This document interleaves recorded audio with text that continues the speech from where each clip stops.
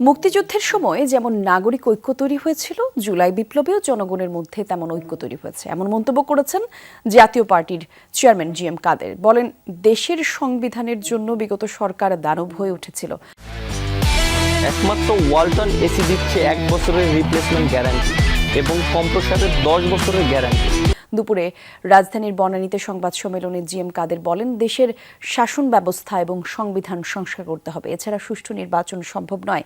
এ সময় সংবিধান সংস্কারের কিছু দাবি পেশ করেন তিনি। বলেন, পঞ্চদশ সংশোধনীর মাধ্যমে তত্ত্বাবধায়ক ব্যবস্থা বাতিল করা হয়েছে, তা আবারও ফেরত আনতে হবে। রাজনৈতিক দল এবং সরকার প্রধান যেন এক ব্যক্তি না হয়, সে বিষয়েও ব্যবস্থা নিতে হবে। জি.এম. কাদের বলেন, গণভোট ছাড়া কোনো সংবিধান সংশোধন সম্ভব নয়, তবে বিগত সরকার গণভোট ছাড়াই সংবিধানে পরিবর্তন আনে। আগামীতে যেন এমনটা না হয়, সে ব্যাপারে পদক্ষেপ নিতে হবে বলেও জানান জাতীয় পার্টির চেয়ারম্যান। আন্দোলনের সময় আস্তে আস্তে সেই ধরনের একটি জাতীয় ঐক্য দেখা যাচ্ছে।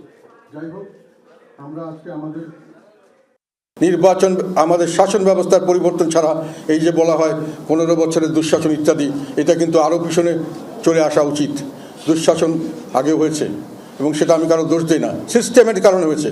আমি এটাই বলছি বারংবার যে আমাদের সংবিধান দানব সৃষ্টি করছে এবং আমাদের রাজনীতিবিদরা, আমাদের লজ্জার বিষয় হলো আমরা এটাকে গণমুখী না করে অন্যান্য দেশে গণমুখী করা হয়, আমরা কেন্দ্রীভূত করেছি।